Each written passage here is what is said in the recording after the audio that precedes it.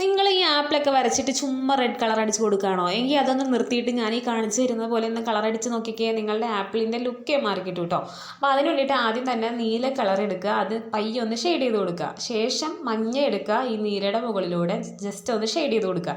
അപ്പോൾ പ്രത്യേകം ശ്രദ്ധിക്കണം, ഈ നീലയും മഞ്ഞയൊക്കെ നമുക്ക് ചെറുതായിട്ട് ഇടയിലൊക്കെ കാണാനുള്ളതാണ്. അപ്പോൾ അതുകൊണ്ട് അത് ഫുള്ളായിട്ട് ഒന്നും വേറൊന്നിനെ കാണാത്ത രീതിയിൽ അടിക്കരുത്, രണ്ടും ഷെയ്ഡ് പോലെ ചെയ്യാൻ പാടുള്ളൂ.